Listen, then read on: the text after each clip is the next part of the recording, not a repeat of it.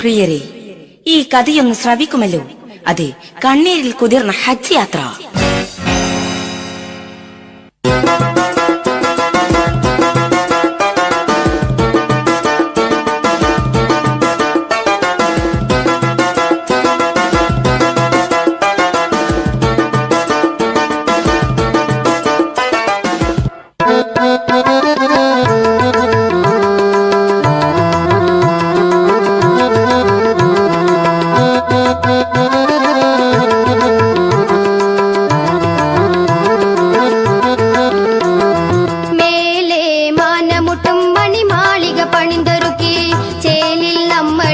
സന്തോഷത്താലേ നാളെ അല്ലാ നാളെ പോയി കിടക്കും ഖബർ ചിന്തയുദിക്കുമ്പോൾ ആകെ തളരുന്നു ജല്ല ജലാലേ.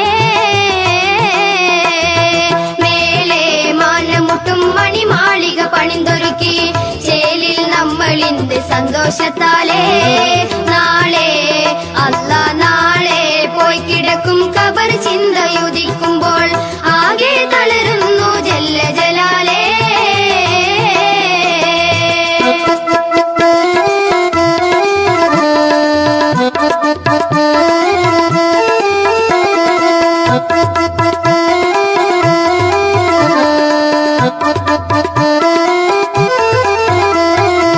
റബ്ബേ, ഈ ജീവിതം ഓരോളം പോലെ മിന്നുന്നു.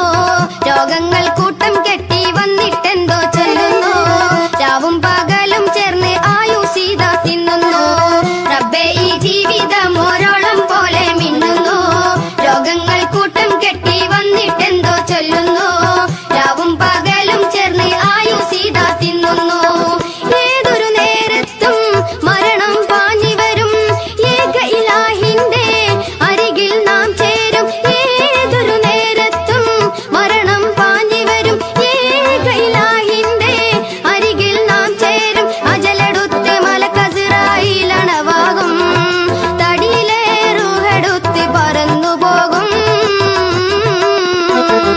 മേലെ മാനമുട്ടും മണിമാളിക പണിന്തൊരുക്കി ചേലിൽ നമ്മളിന്ന് സന്തോഷത്താലേ നാളെ അല്ലാ നാളെ പോയി കിടക്കും ഖബർ ചിന്തയുദിക്കുമ്പോൾ ആകെ തളരുന്നു ജല്ല ജലാലേ. സുമുഖനായ ഫളുൽ ആബിദി എന്ന സ്വഹാബിയുടെ കരളലിയിക്കുന്ന കഥന കഥ.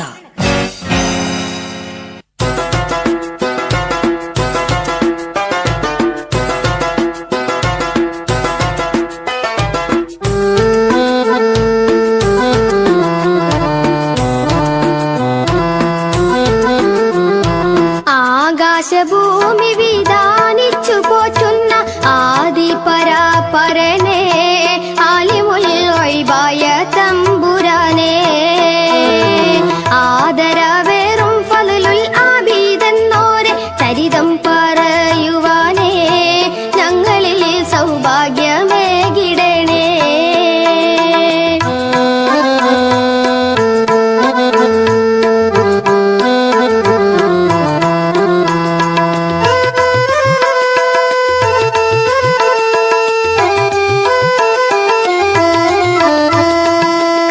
കഥയിതൊന്നോർക്കുമ്പോൾ കണ്ണീര് പെയ്യുന്നു. കൽബിൽ വിഷാദക്കിളികൾ കരയുന്നു. കഥയിതൊന്നോർക്കുമ്പോൾ കണ്ണീര് പെയ്യുന്നു. കൽബിൽ വിഷാദക്കിളികൾ കരയുന്നു.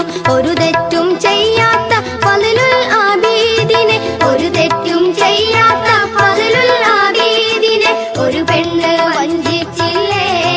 സംഭവം ആകെ വിറപ്പിച്ചില്ലേ. ഒരു സുപ്രഭാതം മദീന പള്ളിയിൽ നബി സല്ലല്ലാഹു അലൈഹി വസല്ലം സ്വഹാബത്തിന് ക്ലാസ് എടുത്തുകൊണ്ടിരിക്കുകയാണ്. ഈ സമയം ഒരു സുമുഖനായ ചെറുപ്പക്കാരൻ അങ്ങോട്ട് കയറി ചെന്നു. ആദരപൂർവ്വം സലാം ചൊല്ലി ആ സദസ്സിലിരുന്നു. ആരായിരുന്നു ആ വന്ന ചെറുപ്പക്കാരൻ?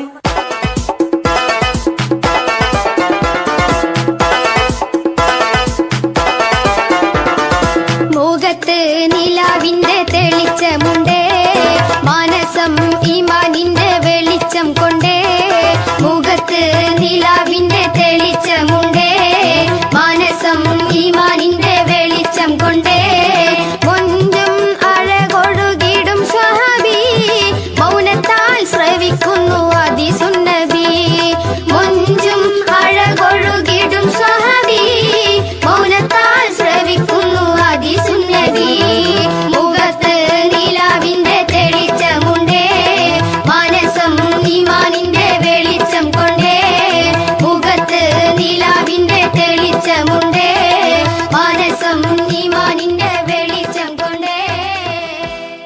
അതെ, നബി സല്ലല്ലാഹു അലൈഹി വസല്ലമക്ക് ഏറ്റവും ഇഷ്ടപ്പെട്ട സ്വഹാബി ഫളൽ ആബിദായിരുന്നു ആ വന്നത്. അന്നത്തെ ക്ലാസ് കഴിഞ്ഞപ്പോൾ ഫളലിനെ നബി അരികിലേക്ക് വിളിച്ചു. സ്നേഹപുരസ്സരം തലോടിക്കൊണ്ട് വേദനയോടെ ഒരു കാര്യം പറഞ്ഞു. എന്താണ് നബി പറഞ്ഞത്?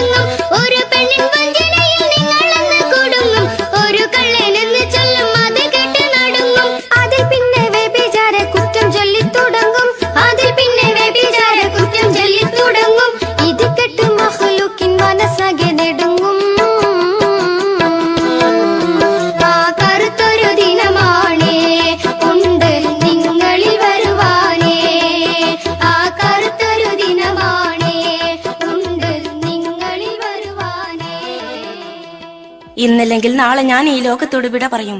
എന്റെ കാലശേഷം അബൂബക്കർ സിദ്ദീഖ് റളിയല്ലാഹു അൻഹു ഇസ്ലാമിന്റെ ഭരണം ഏറ്റെടുക്കും. അവരും അധികം താമസിയാതെ വഫാത്താകും. പിന്നെ ഉമർ ബിൻ ഖത്താബായിരിക്കും ഇസ്ലാമിന്റെ രണ്ടാം ഖലീഫ. ഈ സമയത്ത് വേദനാജനകമായ പല രംഗങ്ങളും താങ്കൾ നേരിടേണ്ടി വരും. താങ്കളെ കള്ളനും വ്യഭിചാരിയും കൊലയാളിയുമാക്കി ജനങ്ങൾ മുദ്രകുത്തും. സുബ്ഹാനല്ലാഹ്, ഞാൻ എന്താണ് ഈ കേൾക്കുന്നത്? ഇല്ല, ഒന്നും ഭയപ്പെടാനില്ല. കുറ്റക്കാരനായി വിധിക്കപ്പെട്ട താങ്കൾ തൂക്കുമരത്തിന്റെ ചോട്ടിൽ നിൽക്കുമ്പോൾ, മരണത്തിന്റെ കാലച്ച ചെവിട്ടിൽ വന്നടിക്കുമ്പോൾ താങ്കളെ സഹായിക്കാൻ ഒരേ ഒരു വ്യക്തി അവിടെ പാഞ്ഞെത്തും. അത് ആരാണ് റസൂലേ? അത് മറ്റാരുമല്ല, എന്റെ കരളിന്റെ കഷ്ണമായ ഫാത്തിമയുടെ ഭർത്താവ്, അതെ, എന്റെ മരുമകൻ അലി. സുബ്ഹാനല്ലാഹ്. ഞെട്ടിത്തെറിക്കുന്നു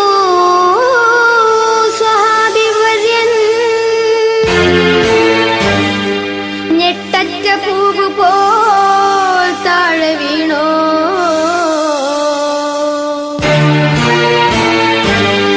കേട്ടു നിൽക്കുന്നവർ സംഭീതരാ.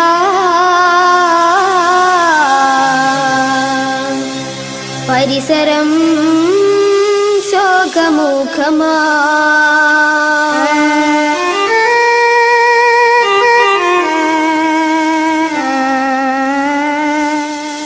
അല്ലാഹുവിന്റെ അമ്പിയായിൽ അന്റെ ദൂതരായി തെളിഞ്ഞ സയ്യിദാണി സ്വർണവർണ്ണ ദീപം.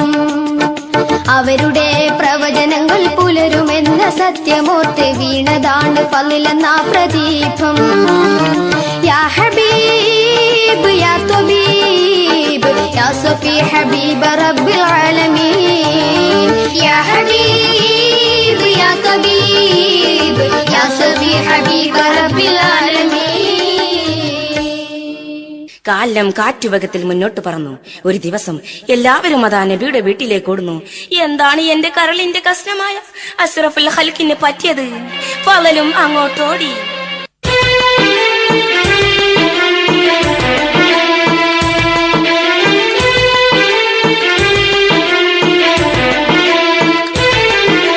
മുത്ത് റസൂല് പാനിച്ചു കിടക്കുന്നു, മുഖമാകെ വാടി തളർന്നു കിടക്കുന്നു.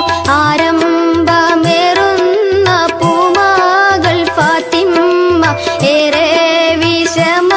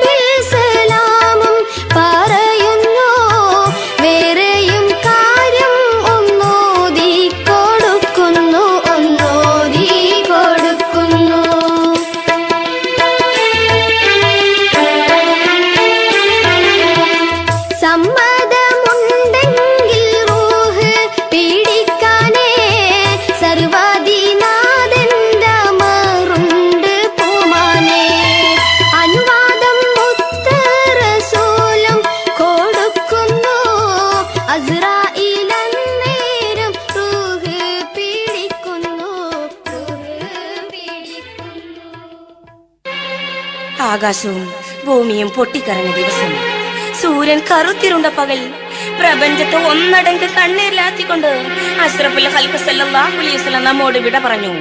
വർഷങ്ങൾ ചിറകടിച്ച് മുന്നോട്ട് പറന്നു. സിദ്ദീഖ് റളിയല്ലാഹു അൻഹുവിന്റെ കാലവും കഴിഞ്ഞു. ഇപ്പോൾ ഉമർ ഇബ്നുൽ ഖത്താബാണ് ഭരണാധിപൻ.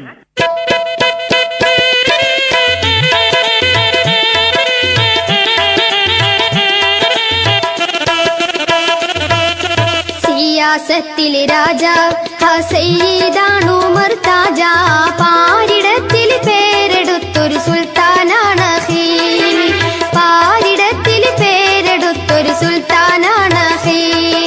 സിയാസത്തിൽ രാജ സയ്യിദാണ് ഉമർ താജ, പാരിടത്തിൽ പേരെടുത്തൊരു സുൽത്താനാണ് ഹീ, പാരിടത്തിൽ പേരെടുത്തൊരു സുൽത്താനാണ് ഹീ.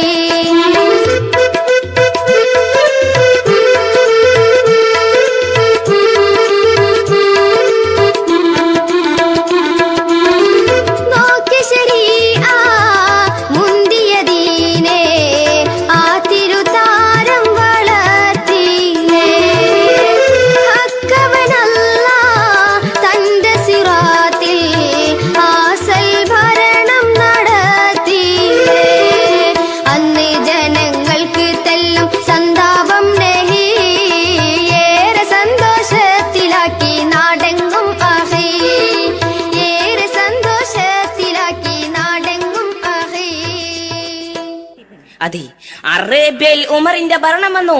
നീതിപൂർവകമായ ഭരണം കാഴ്ചവെച്ച് ലോകത്തെ അമ്പരപ്പിച്ച സുൽത്താൻ, അനീതിക്കും അധർമ്മത്തിനും കൂട്ടുനിൽക്കാത്ത ഭരണാധികാരി, തെറ്റ് കണ്ടാൽ മുഖം നോക്കാതെ ശിക്ഷ നടപ്പാക്കുന്ന ന്യായാധിപൻ. പ്രിയരെ, നമ്മുടെ കഥാപുരുഷനായ ഫളൽ ആബിദ് ആ ഭരണാധികാരിയുടെ ഉറ്റ സുഹൃത്താണ്. നബി സല്ലല്ലാഹു അലൈഹി വസല്ലം സ്നേഹിച്ച ഫളലിനെ ഉമർ ഇബ്നുൽ ഖത്താബ് ഏറെ ആദരിച്ചു. ഈ സമയത്താണ് ഫളൽ ആബിദിനെ വേദനിപ്പിച്ചൊരു സംഭവം നടക്കുന്നത്. എന്തായിരുന്നു അത്?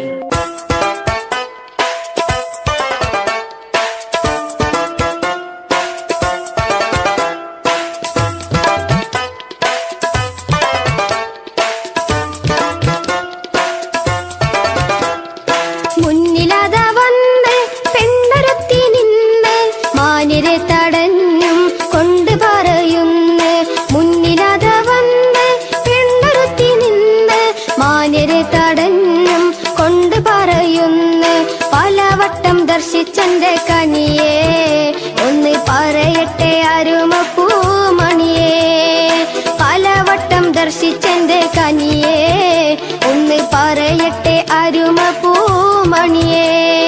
കൽബിലെ നിക്കാശ ആകുമോ നിരാശ, പങ്കജ പിരീശ പൂവിലൻ പ്രതീക്ഷ, അഴകത്ത വദനം ഞാൻ കണ്ട് അതിനൊളിവന്റെ അകത്തുന്നുമുണ്ട്, അഴകത്ത വദനം ഞാൻ കണ്ട് അതിനൊളിവന്റെ അകത്തുന്നുമുണ്ട്. മുന്നിലത വന്ന് പെണ്ണൊരുത്തി നിന്ന് മാന്യരെ തടഞ്ഞും കൊണ്ട് പറയുന്നു, മുന്നിലത വന്ന് പെണ്ണൊരുത്തി നിന്ന് മാന്യരെ തടഞ്ഞും കൊണ്ട് പറയുന്നു. അതെ, ഫളൽ ആബിദ് മദീന പള്ളിയിലേക്ക് പോകുമ്പോൾ ഒരു പെണ്ണ് അദ്ദേഹത്തെ തടഞ്ഞു നിർത്തി. ഏതാണ് ഈ സൗന്ദര്യധാമം?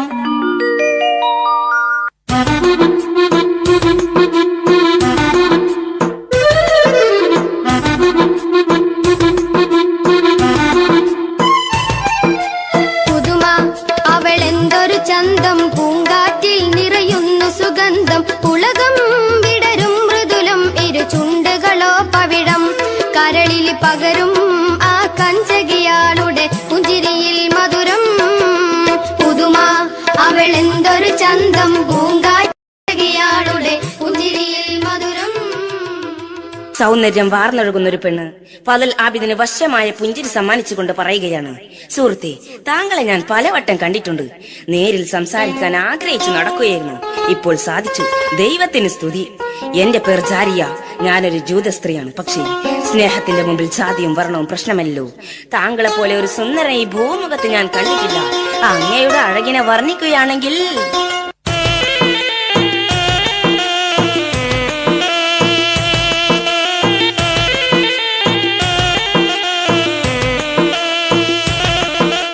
പുളകം വിരിഞ്ഞു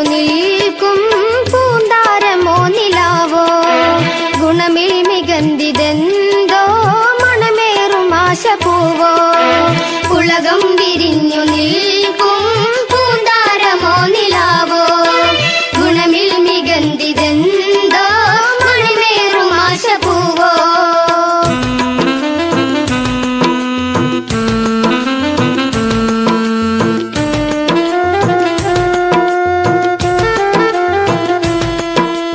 തെളിവും സുഗന്ധരോജ ഒളിവേകിടും സിരാജ തെളിവും സുഗന്ധരോജ ഒളിവേകിടും സിരാജ മൃദുഹാസമന്ദലബുനോ പുളകം വിരിഞ്ഞു നിൽക്കും പൂന്താരമോ നിലാവോ ഗുണമിൽ മികന്തിതെന്തോ മണിമേറും ആശപൂവോ.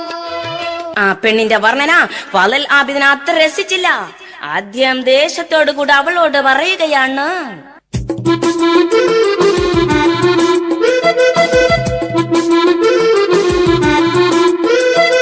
പെണ്ണെ നീ നിലക്ക് നിന്നോ നാശം വിതച്ചിടേണ്ട നീ എന്നെ ചതിച്ചിടേണ്ട നീ വെറുതെ കൊതിച്ചിടേണ്ട വണ്ടോശം എടുത്തു പോയാൽ എന്നെ റബ്ബ് പിടിക്കും ജബാനിയാക്കളിടിക്കും ആ നരകത്തിലിട്ട് കരിക്കും പെണ്ണെ നീ നിലക്ക് നിന്നോ നാശം വിതച്ചിടേണ്ട നീ എന്നെ ചതിച്ചിടേണ്ട നീ വെറുതെ കൊതിച്ചിടേണ്ട വണ്ടോശം എടുത്തു പോയാൽ എന്നെ റബ്ബ് പിടിക്കും ജബാനിയാക്കളിടിക്കും ആ നരകത്തിലിട്ട് കരിക്കും.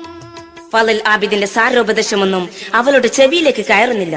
കാരണം അത്രമാത്രം ആ സുമുഖനെ അവൾ സ്നേഹിച്ചിരുന്നു. തന്റെ ഇംഗിതത്തിന് ഫലൽ വഴങ്ങുന്നില്ല എന്ന് കണ്ടപ്പോൾ അവൾ കരഞ്ഞുകൊണ്ട് അപേക്ഷിക്കുകയാണ്, അഴകെ നീയല്ലാതെ ആരും എനിക്കില്ല അതിർപ്പൂമേനി ഞാനാർക്കും കൊടുക്കില്ല അഴകെ നീയല്ലാതെ ആരും എനിക്കില്ല അതിർപ്പൂമേനി ഞാനാർക്കും കൊടുക്കില്ല.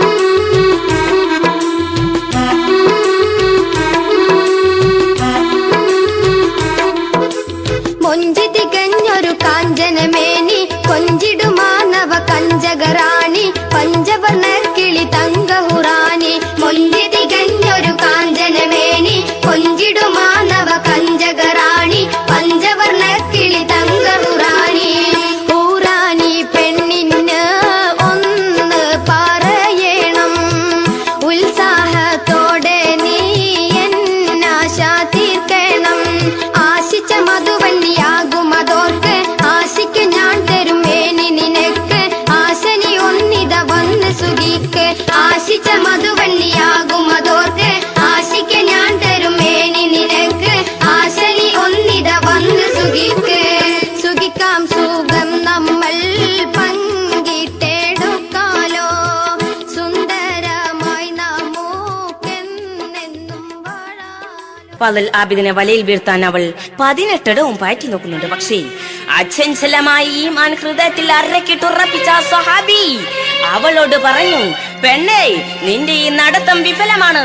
നീ എന്നെ ഇഞ്ചിഞ്ചായി അറിഞ്ഞാലും ഹറാമിന് ഞാൻ കൂട്ടു നിൽക്കയില്ല എന്ന് പറഞ്ഞുകൊണ്ട് അദ്ദേഹം അവളെ രൂക്ഷമായി നോക്കിക്കൊണ്ട് നടന്നു പോകുന്ന ആ സ്വഹാബിയെ നോക്കി അവൾ പറഞ്ഞു, ഫലലേ ഈ പോക്ക് നിനക്ക് നല്ലതിനല്ല, നിന്നെ പിന്നീട് ഒരിക്കൽ കണ്ടുകൊള്ളാം എന്ന് പറഞ്ഞ് അവളും മറ്റൊരു വഴിയിലൂടെ മറഞ്ഞുപോയി. ഫലൽ ആബിദ് പള്ളിയിൽ ചെന്ന് ചാരിയുടെ ഷെറിൽ നിന്ന് രക്ഷപ്പെടാൻ കരഞ്ഞുകൊണ്ട് പ്രാർത്ഥിക്കുകയാണ്. കനിവിന്റെ മധുവിനായി കാരം നീട്ടും ആബിദനിൽ കാരുണ്യം ചോരിയും പുരാനേ എന്റെ കൽവിന്റെ അടിത്തട്ടിൽ നിറയുന്ന കഥനങ്ങൾ കണ്ണീരായൊഴുക്കുന്നു ഞാനേ കനിവിന്റെ മധുവിനായി കാരം നീട്ടും ആബിദനിൽ കാരുണ്യം ചോരിയും പുരാനേ എന്റെ കൽബിന്റെ അടിത്തട്ടിൽ നിറയുന്ന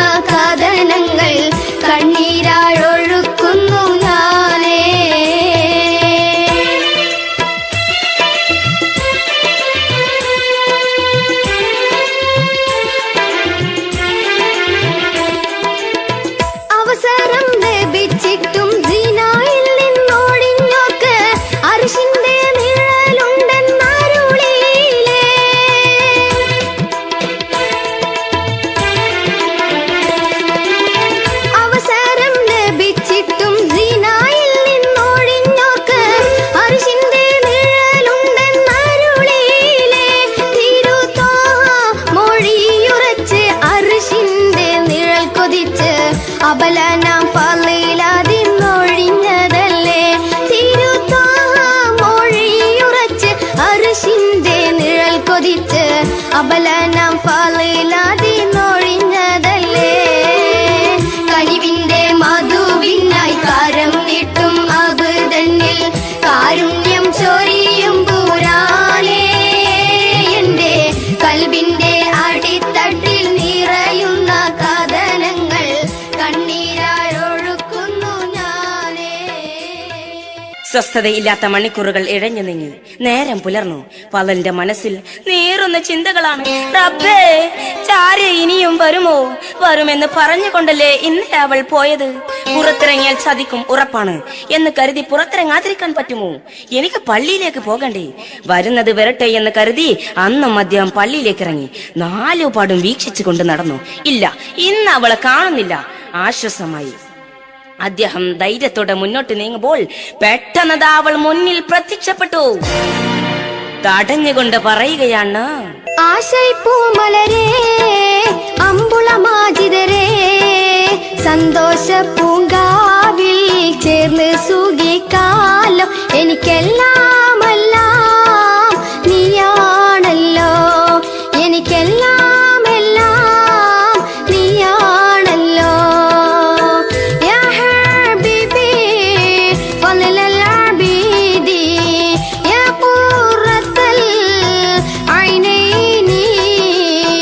യാ ഹബീബി ഫളലൽ അബീദി യാ ഖുറത്തൽ ഐനൈനി. ജാരിയുടെ സംസാരം കേട്ട് പലലിന്റെ മനസ്സിൽ കോപത്തിന്റെ തീജ്വാലാണിക്കത്തി. അദ്ദേഹം പറഞ്ഞു, പെണ്ണേ, ഈ വരവ് നിനക്ക് ആപത്തിനാണ്. എന്നെ ആഗ്രഹിച്ചു നടക്കുന്നത് നിന്റെ പകൽ സ്വപ്നമാണ്. അത് ഫലിക്കാൻ പോകുന്നതല്ല. പലലിന്റെ ദൃഢസ്വരത്തിലുള്ള വാക്ക് ജാരിയുടെ മനസ്സിൽ അമ്പെറിഞ്ഞതുപോലെ തുളഞ്ഞു കയറി. വികാരം നുരഞ്ഞു പൊന്തിയിരുന്ന അവളുടെ മനസ്സിപ്പോൾ പ്രതികാരദാഹം കൊണ്ട് പിടയുകയാണ്. ജാരിയ പെണ്ണിന്റെ പൊൻപാദനം ചെമ്മാനം പോലെ തുടുത്തിടുന്നേ. പ്രേമാനുരാഗം ഒഴിഞ്ഞു പെണ്ണിൽ പ്രതികാരദാഹം ഉയർന്നിടുന്നേ. കടമിഴിക്കോണിൽ ജ്വലിച്ചു നിൽക്കും ക്രോധത്താലാളുന്ന തീനാമ്പുകൾ. കടമിഴിക്കോണിൽ ജ്വലിച്ചു നിൽക്കും ക്രോധത്താലാളുന്ന തീനാമ്പുകൾ. വിറകൊള്ളും ആ പെണ്ണിൻ അതരങ്ങളിൽ പറയുവാനെന്തെന്തോ തങ്ങി നിന്നേ. വിറകൊള്ളും ആ പെണ്ണിൻ അതരങ്ങളിൽ പറയുവാനെന്തെന്തോ തങ്ങി നിന്നേ. അവൾ പറഞ്ഞു, പലലെ, ഇത് 2ാം തവണയാണ് എന്നെ നീ നിരാശപ്പെടുത്തുന്നത്. നിന്നെ ഒരു നടക്ക് ഞാൻ വിടില്ല എന്ന് പറഞ്ഞുകൊണ്ടവൾ ഭൂമി കുലുങ്ങുന്ന ശബ്ദത്തിൽ നടന്നുപോയി. പലൽ ആബിദ് അന്നും പള്ളിയിൽ പോയി കുറെ കരഞ്ഞു പ്രാർത്ഥിച്ചു. പടച്ചവനെ, ജാരിയുടെ ശരളിൽ നിന്ന് രക്ഷപ്പെടാൻ എന്താണ് ഒരു മാർഗം? ആരും അറിയാതെ നാട്ടുവിട്ടെങ്കിലോ?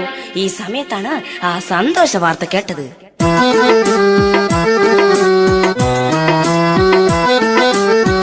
അധിപതി ജലാലിന്റെ വിശുദ്ധ മന്ദിരം കാണാൻ അനവധി ജനങ്ങൾ ഇന്നൊരുങ്ങിടുന്നേ.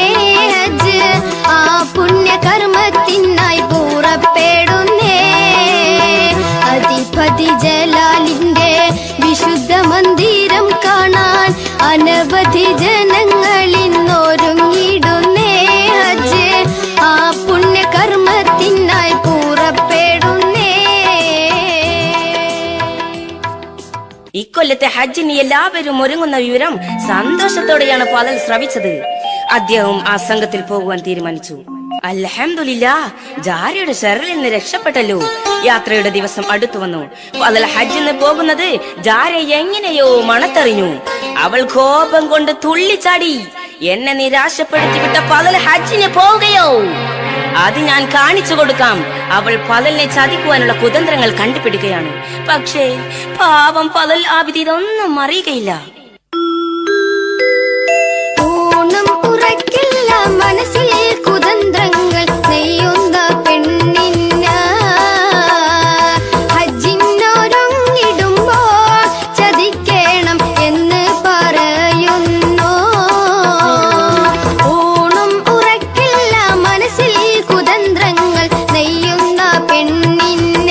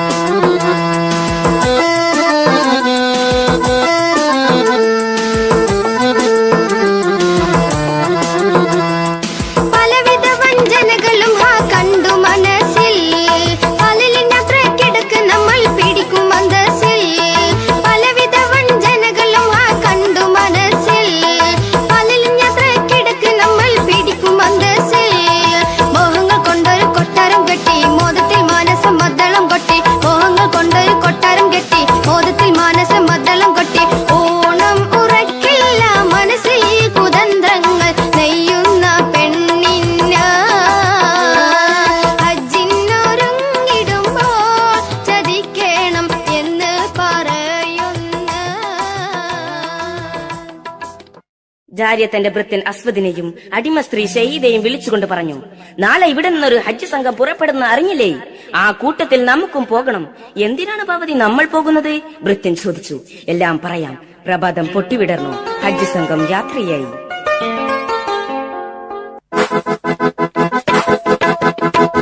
യാത്ര പുറപ്പെടുന്നേ, ജാരിയ പെണ്ണും ചെന്നേ, അവളാരെന്നാർക്കും അറിയൂല, സംശയമാർക്കും വരൂല. യാത്ര പുറപ്പെടുന്നേ, ജാരിയ പെണ്ണും ചെന്നേ, അവളാരെന്നാർക്കും അറിയൂല, സംശയമാർക്കും വരൂല.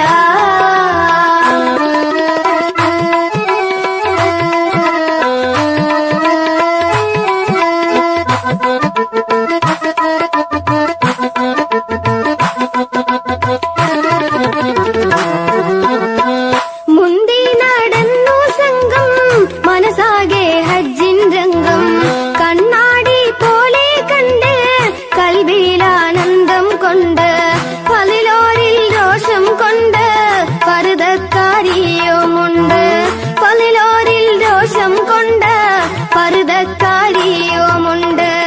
അവൾക്കിന്ന് എന്തോ മുറാദാ, ആ പോക്കിലെന്തോ പസാദാ.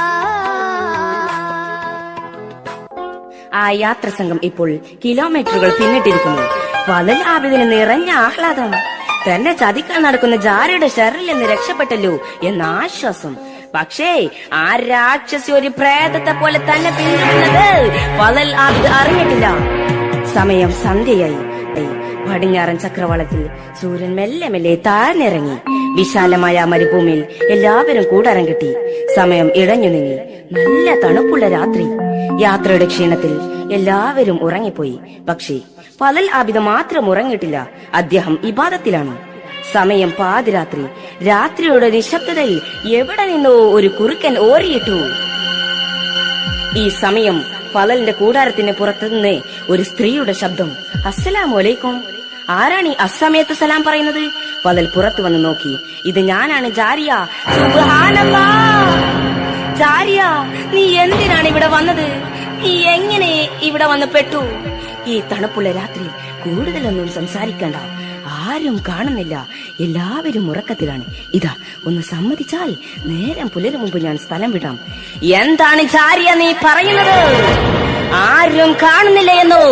എന്റെ റബ്ബിന്റെ കണ്ണ് കെട്ടാൻ നിനക്ക് സാധിക്കുമോ? മര്യാദക്ക് പോകലാണ് നിനക്ക് നല്ലത്. ഫലലിന്റെ കനത്ത ശബ്ദം കേട്ട് ഒരു ഷോക്കേറ്റതുപോലെ അല്പനേരം തരിച്ചു നിന്ന് പോയി. നിന്നെ പിന്നെ കണ്ടോളാം എന്ന് പറഞ്ഞ് അവൾ അവളുടെ കൂടാരത്തിലേക്ക് തന്നെ മടങ്ങിപ്പോയി.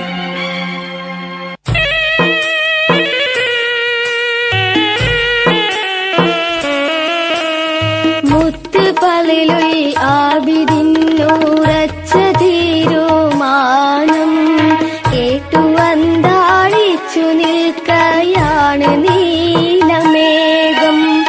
രാക്കിളികൾ ജാരിയാനെ കൊഞ്ഞനം കാണിച്ചു.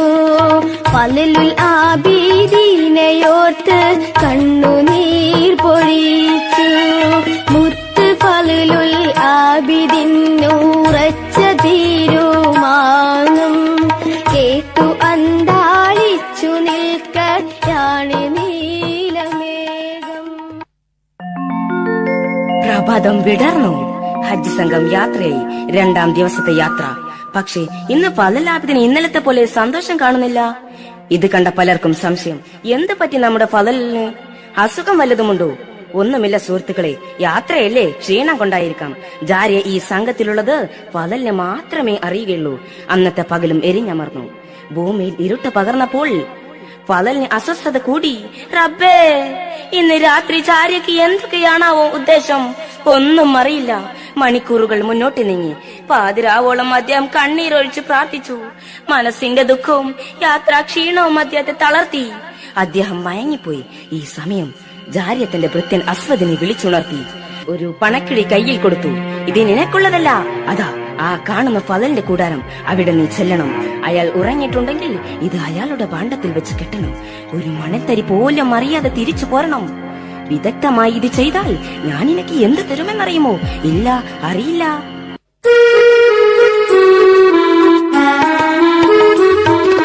കണ്ണ് നിറച്ചും പൊന്നും പണവും നൽകാമല്ലോ റാഹത്തിൽ. പെണ്ണ് പറഞ്ഞത് കേട്ടും കൊണ്ടത പോകുന്നു അതിവേഗത്തിൽ. കണ്ണ് നിറച്ചും പൊന്നും പണവും നൽകാമല്ലോ റാഹത്തിൽ. പെണ്ണ് പറഞ്ഞത് കേട്ടും കൊണ്ടത പോകുന്നു അതിവേഗത്തിൽ. പലലെല്ലാം വിതുറങ്ങണ കണ്ട് കേറുന്നു കൂടാരത്തിൽ. പലലിൽ ആബിതുറങ്ങണ കണ്ട് കേറുന്നു കൂടാരത്തിൽ. പെണ്ണ് കൊടുത്ത പണക്കിടി കെട്ടി വെക്കുന്നവരുടെ ഭാണ്ഡത്തിൽ. കണ്ണ് നിറച്ചും പൊന്നും പണവും നൽകാമല്ലോ റാഹത്തിൽ. പെണ്ണ് പറഞ്ഞത് കേട്ടും കൊണ്ടത പോകുന്നു അതിവേഗത്തിൽ. അസ്വദി എന്ന അടിമ ജാരിയ പറഞ്ഞതുപോലെ എല്ലാം വിദഗ്ധമായി ചെയ്തു. പ്രഭാതം പൊട്ടിവിടർന്നു. ഹജ്ജ് സംഘം യാത്രയായി. 3-ാം ദിവസത്തെ യാത്ര. സമയം നട്ടുച്ച. പിന്നിൽ നിന്നൊരു പെണ്ണിന്റെ കരച്ചിൽ കേട്ട് എല്ലാവരും തിരിഞ്ഞു നോക്കി. എന്തു പറ്റി? എന്റെ പണക്കിടി കാണുന്നില്ല. ഈ കൂട്ടത്തിൽ ഒരു മോഷ്ടാവുണ്ട്. ഹജ്ജ് സംഘത്തിന്റെ അമീർ എല്ലാവരുടെ ഭാണ്ഡങ്ങളും പരിശോധിച്ചു. ആരുടെ ഭാണ്ഡത്തിലും അവളുടെ പണക്കിടില്ല. എന്താ നിങ്ങൾ അയാളുടെ ഭാണ്ഡം പരിശോധിക്കാത്തത്? പലലിന്റെ നേരെ ചൂണ്ടിക്കൊണ്ട് അവൾ പറഞ്ഞു, പെണ്ണേ, അതാരാണെന്ന് നിനക്കറിയുമോ? നബി സല്ലല്ലാഹു അലൈഹി വസല്ലം പ്രത്യേകം സ്നേഹിച്ച മഹാനായ പലൽ ആബിദാണത്. നിന്റെ പണക്കിഴി എടുക്കാൻ മാത്രം തരം താഴ്ന്ന വ്യക്തിയല്ല അദ്ദേഹം. എന്നാലും ഒന്ന് പരിശോധിച്ചുകൂടെ? ഇല്ല, ഞങ്ങൾ പരിശോധിക്കുകയില്ല, അത് അദബുകേടാണ്. അല്ല, നിങ്ങൾ എന്റെ ഭാണ്ഡം പരിശോധിക്കണം, എന്നിട്ട് ആ സ്ത്രീയുടെ സംശയം തീർക്കണം. അതാണ് നീതി. പലൽ ആബിദിന്റെ വാക്ക് മാനിച്ച് ഭാണ്ഡം അടിച്ചു നോക്കിയപ്പോൾ സൽമാൻ ഫാരിസി ഒരു നിമിഷം സ്തംഭിച്ചു നിന്നുപോയി.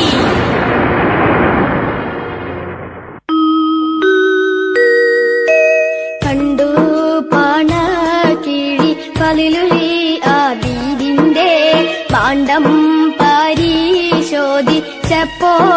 അതിലുണ്ട്. കണ്ടു പണക്കിഴി പലലുൽ ആബിദിന്റെ ഭാണ്ഡം പരിശോധിച്ചപ്പോൾ അതിലുണ്ട്. എന്ത് പുതുമായി എന്തോ രാജബാണ്. എല്ലാവരും തമ്മിൽ നോക്കി നിൽപ്പാണ്. സൽമാനുൽ ഫാരിസി പലലിനെ നോക്കുന്നു. ശരപുറ്റ പലലിൽ ആബിദ് തളരുന്നു. പലൽ മോഷ്ടാവോ? ആയിരിക്കാം. അല്ലാതെ പിന്നെ എങ്ങനെയാണ് അവളുടെ പണക്കിഴി അയാളുടെ ഭാണ്ഡത്തിൽ വന്നത്? പലരും പലതും പറയാൻ തുടങ്ങി. ഇയാൾ ഇത്ര മോശക്കാരനാണോ? ആയിരിക്കാം. ഭക്തന്റെ വേഷമണിഞ്ഞ് നടക്കുന്ന പാപിയാണ് അയാൾ. പിടിച്ചു കെട്ടു. ആ സ്ത്രീയുടെ ശബ്ദം ഉയർന്നു. പലലിനെ പിടിച്ചു കെട്ടാൻ സൽമാൻ ഫാരിസി ഉത്തരവിട്ടു. ഉടനെ ആ മനോഹരമായ കൈകൾ പിന്നിലേക്ക് ബന്ധിക്കപ്പെട്ടു. ഹജ്ജ് സംഘം മുന്നോട്ട് നീങ്ങി. മനസ്സിന്റെ ദുഃഖവും അപമാനവും താങ്ങാനാവാതെ ഒരു കുറ്റവാളിയെ പോലെ അവരുടെ നട്പിലതാ നടക്കുന്നു.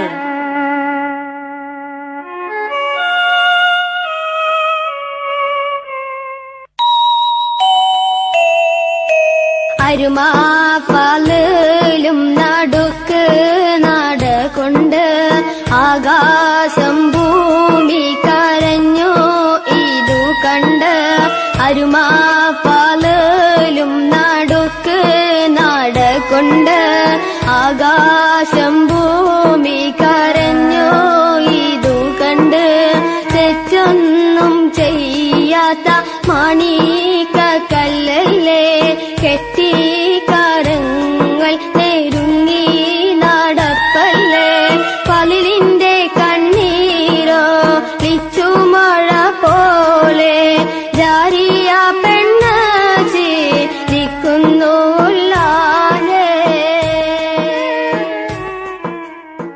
മണിക്കൂറുകൾ മുന്നോട്ട് നീങ്ങി. സൂര്യൻ അസ്തമിച്ചു. ജാരിയുടെ കുതന്ത്രങ്ങളെല്ലാം പുറത്തെടുക്കുന്ന രാത്രിയാണെന്ന്. പലൽ ആബിദ് അക്ഷരാർത്ഥത്തിൽ ക്ഷീണിച്ച രാത്രി. യാത്രയുടെ ക്ഷീണത്തിൽ എല്ലാവരും ഉറങ്ങി. പലൽ ആബിദും ഉറങ്ങിപ്പോയി. ഈ സമയം ജാരിയ തന്റെ ഭൃത്യൻ അസ്വദിനെ വിളിച്ചുകൊണ്ട് പറഞ്ഞു, ഇതാ, ഇന്നും കൂടി നീ എന്നൊന്ന് സഹായിക്കണം. ഇതാ, ഈ പൊടി കൊണ്ടുപോയി പലന്റെ മുഖത്ത് വിതരണം. ബോധം പോയാൽ അയാളെ താങ്ങിയെടുത്ത് എന്റെ കൂടാരത്തിൽ കൊണ്ടുവന്ന് കിടത്തണം. അസ്വദ് പറഞ്ഞ പോലെ ചെയ്തു. ഇനി ഒരു പണിയും കൂടി നീ ചെയ്യണം. ഈ കിടക്കുന്ന അടിമ സ്ത്രീ ഷഹീദ, അവളെ കൊല്ലണം. അയ്യോ, എനിക്ക് വയ്യ ഭവതി. ഒരു പാവം പെൺകുട്ടിയല്ലേ, നിഷ്കളങ്കയും സ്നേഹസമ്പന്നയും സൗന്ദര്യവതിയുമായ ഒരു അടിമ സ്ത്രീയെ, ഷഹീദയെ മാത്രമേ ഞാൻ കണ്ടിട്ടുള്ളൂ. നമുക്ക് വല്ല അസുഖവും വന്നാൽ അവൾ കരയുന്നത് കണ്ടില്ലേ? ശരിയാണ്, എന്നാലും ഫളലിനോടുള്ള പക തീർക്കണമെങ്കിൽ അവളെ കൊന്നേ പറ്റൂ. അയ്യോ, എനിക്ക് വയ്യ ഭവതി. അവളുടെ കഴുത്തിൽ ഞാൻ ആയുധം വെക്കുകയില്ല. നിനക്ക് വയ്യെങ്കിൽ ഞാൻ ചെയ്യാമടോ. ജാരിയെ നേരത്തെ കരുതി വെച്ചിരുന്ന മൂർച്ചയുള്ള കഠാരി ഉറങ്ങിക്കിടക്കുന്ന ആ പെൺകുട്ടിയുടെ കഴുത്തിൽ കുത്തിയിറക്കി. രക്തം ചീറ്റിയപ്പോൾ ഒപ്പം നിന്നിരുന്ന ആസ്വദ തേങ്ങിക്കരഞ്ഞു.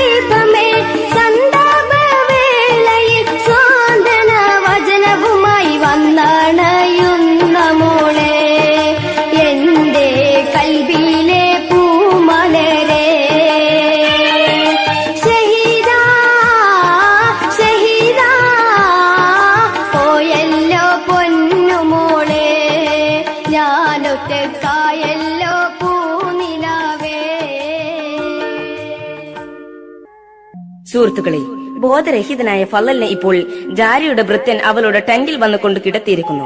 ഫളലിന്റെ ബോധം അല്പാൽപമായി തെളിയുന്നുണ്ട്. ഇത് കണ്ട ജാരിയ ആദ്യത്തെ സർവശക്തിയും ഉപയോഗിച്ച് തന്റെ മാറോട് ചേർത്ത് അലമുറയിട്ടു.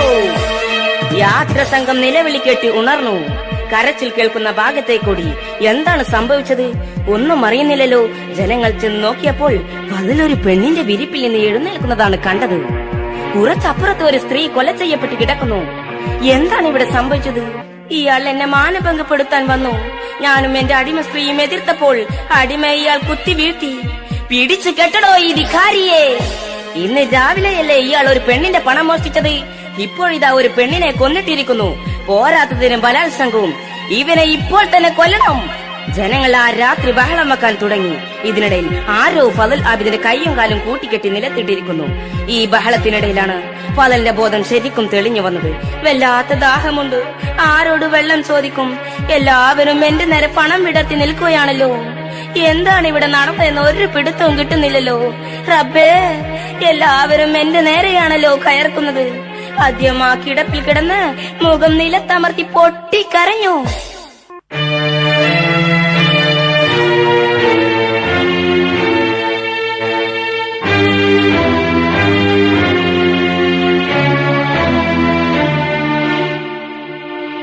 കൽബിലെ കഥനങ്ങളറിയും വന്നവാ, കാതിരെ കരയും നിതാകര കാണുവാ.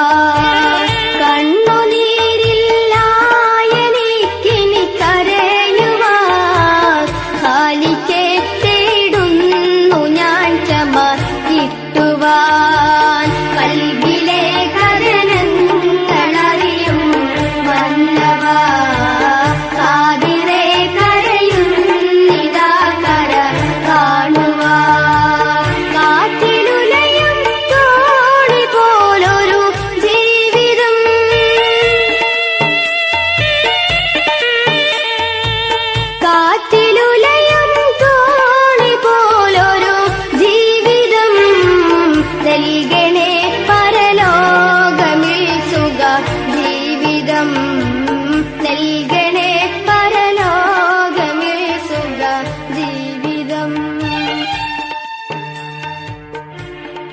നേരം പുലരുന്നതിന്റെ മുമ്പ് തന്നെ അടിമ സ്ത്രീയെ ജനം മറവ് ചെയ്തു.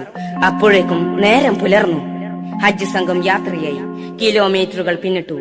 അതാ കാണുന്നു കഅബ ശരീഫ്. കഅബ ശരീഫിന്റെ നിറം കണ്ടപ്പോൾ ഫളൽ ആബിദിന് സങ്കടം തടഞ്ഞു നിർത്താനായില്ല. അദ്ദേഹം പൊട്ടിക്കരഞ്ഞു.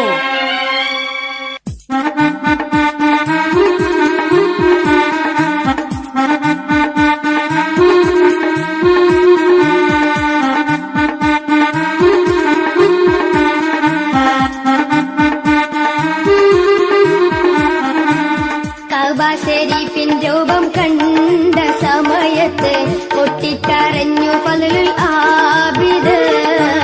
പൊട്ടിക്കരഞ്ഞു ഫളലുൽ ആബിദ്. കരളെ ഞാൻ നിന്നെ കാണാൻ വന്ന സ്ഥിതി കണ്ടോ, കൈകാലിനെനിക്കില്ലോരാവത്. കൈകാലിനെനിക്കില്ലോരാവത്.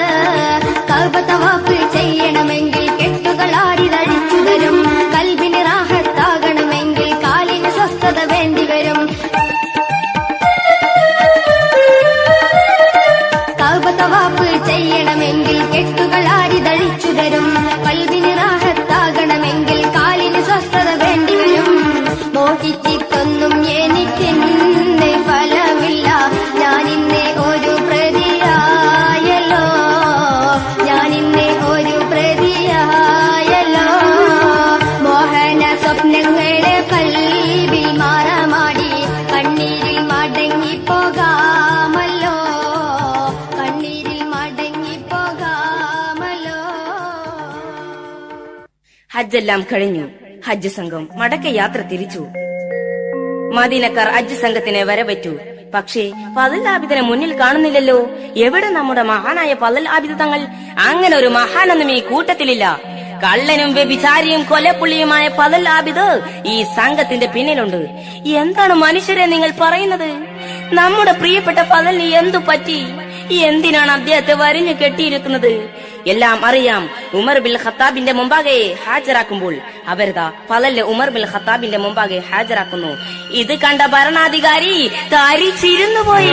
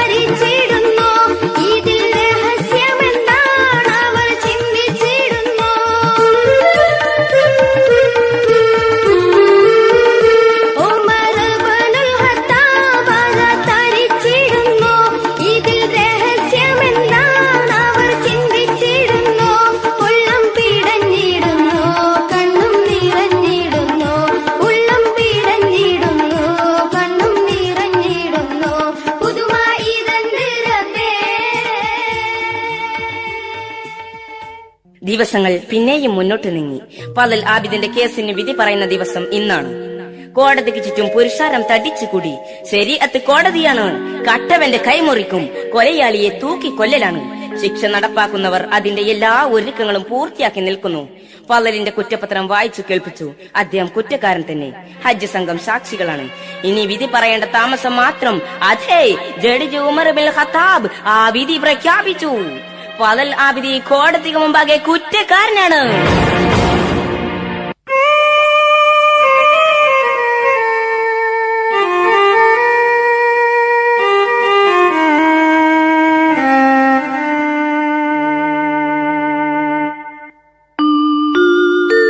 ആകാശഭൂമി വിറവിറച്ചു നിന്ന നേരമേ, ആകാശലോകവാസികൾ കരഞ്ഞ രംഗമേ, സ്വർഗീയ റാണി സുന്ദരികൾക്കാകെ മൗനമേ, സന്തോഷ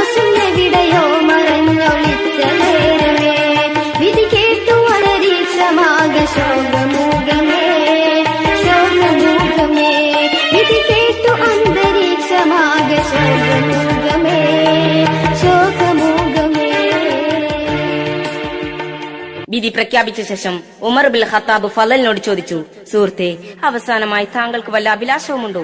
ബഹുമാനപ്പെട്ട നേതാവേ, മരണത്തിന്റെ മണിമുഴക്കം ചെവിട്ടിൽ വന്ന് അടിക്കുന്ന സമയത്ത് സാധുവായ ഫലലിന് ഒരേ ഒരു ആഗ്രഹം മാത്രമാണുള്ളത്. 2 റക്അത്ത് നിസ്കരിക്കാൻ അനുവാദം തരണം. ശരി, എന്നാൽ വേഗം പോയി നിസ്കരിക്കൂ. അദ്ദേഹം വുളു ചെയ്ത് വേഗം നിസ്കരിച്ചു. അവിടെ ഇരുന്നു കൊണ്ട് ആരെയോ വിളിച്ചു കരയുകയാണ്.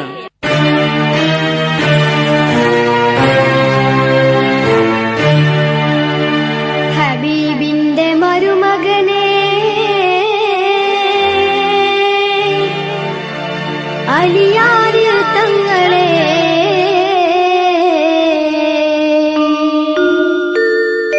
ഹബീബിന്റെ മരുമകനെ അലിയാര് തങ്ങളെ, പാവം ഫളൽ കൊലമരത്തിൻ ചോട്ടില, ഈ ഫളലുൽ ആബിദിദ മരണ വക്കില, അതിവേഗം പാഞ്ഞു വരൂ, സമയമില്ല തങ്ങളെ,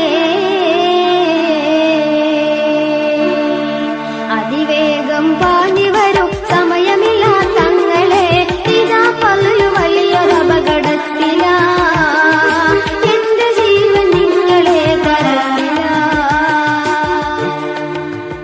ഇയാൾക്ക് എന്തു പറ്റി?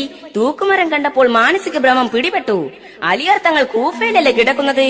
ആദ്യം ഒരു കേസിന്റെ വിധി പറയാൻ പോയതല്ലേ? ഇങ്ങോട്ടെത്തണമെങ്കിൽ തന്നെ ഇനിയും ദിവസങ്ങൾ പിടിക്കും. ആദ്യത്തെ വിളിച്ച് കരഞ്ഞിട്ട് എന്താ ഫലം? ജനങ്ങൾ പലതും പറയാൻ തുടങ്ങി. ഫളൽ നിസ്കാരം കഴിഞ്ഞെഴുന്നേറ്റു. അദ്ദേഹത്തെ തൂക്കുമരത്തിലേക്ക് അതാ കൊണ്ടുപോകുന്നു. മരണം കൊലക്കാരന്റെ രൂപം പൂണ്ട് തന്റെ മുന്നിൽ വന്ന് നിൽക്കുമ്പോൾ പെട്ടെന്നതാ ആകാശം കറുത്തിരുളുന്നു.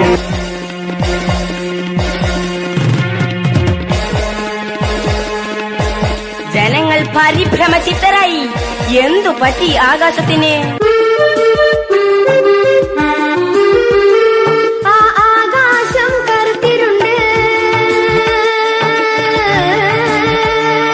ആ ഭൂമി പ്രകമ്പനം കൊണ്ട്, ആ ആകാശം കറുത്തിരുണ്ട്, ഭൂമി പ്രകമ്പനം കൊണ്ട്, അതവർ നാരാതുൽ ദുൽഖുദീര പുറത്തലിയോര, ജനമാകെ പരിഭ്രമിച്ച് ഇത് കണ്ട് തരിച്ച്,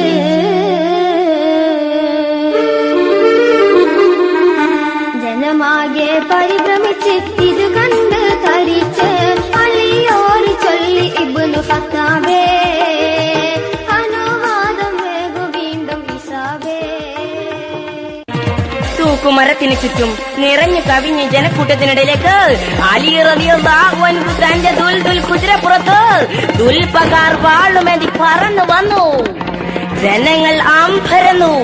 അലി റളിയല്ലാഹു അൻഹു ഉമർ ബിൻ ഖത്താബിന് സലാം ചൊല്ലി. അലിയുടെ അഭ്യർത്ഥന പ്രകാരം കേസ് പുനർവിചാരണക്കെടുത്തു. ഈ സമയം ജാരിയാക്കി എന്തെന്നില്ലാത്ത വെപ്രാളം. അവളോട് അലി റളിയല്ലാഹു അൻഹു സത്യം പറയാൻ കൽപ്പിച്ചു. അലി റളിയല്ലാഹു അൻഹു കേസ് വിസ്താരം തുടങ്ങി. ജാരിയ കളവ് പറയാൻ വായ തുറന്നപ്പോഴേക്കും അവിടെ തടിച്ചു കൂടിയ ജനങ്ങളെ അമ്പരപ്പിച്ചുകൊണ്ട് അവിടെ ഒരു അത്ഭുതം അരങ്ങേറുകയാണ്. അവളുടെ വയറ്റിൽ രൂപം കൊണ്ട ചോര പൈതൽ അതാ പുറത്തു വന്ന് സംസാരിക്കുന്നു.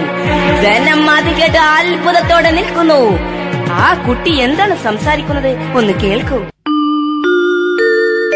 ബിസിമിഹംദും ബിരുത്തിക്കൊണ്ടും ദൂരത്തിടട്ടെ ശരിക്ക്, വിജയമുണ്ടും ശലത്തും പിന്നെ സലാമും തിരുനബിക്ക്, വളർമ പൊങ്കും വലിയാണെന്റെ ഫളിലെന്ന പൊന്നഴക്, കുളിർമ കണ്ട് അടുത്തെന്റുമ്മ ഫളിലില്ല പിഴവ്, ബിസിമിഹംദും ബിരുത്തിക്കൊണ്ടും ദൂരത്തിടട്ടെ ശരിക്ക്, വിജയമുണ്ടും സലാത്തും പിന്നെ സലാമും തിരുനബിക്ക്, വളർമ പൊങ്കും വലിയാണെന്റെ ഫളിലെന്ന പൊന്നഴക്, കുളിർമ കണ്ട് അടുത്തെന്റുമ്മ ഫളിലില്ല പിഴവ്.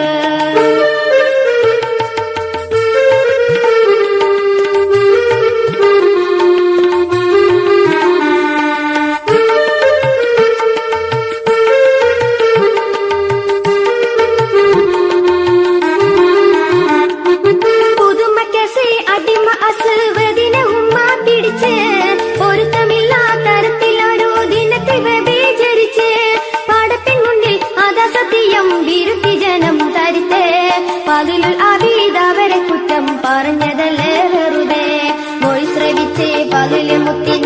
സദാ പുഞ്ചിരിച്ച് ഒഴിந்த ഉടൻ പൈതലത അവിടെ വെച്ച് മരിച്ച്.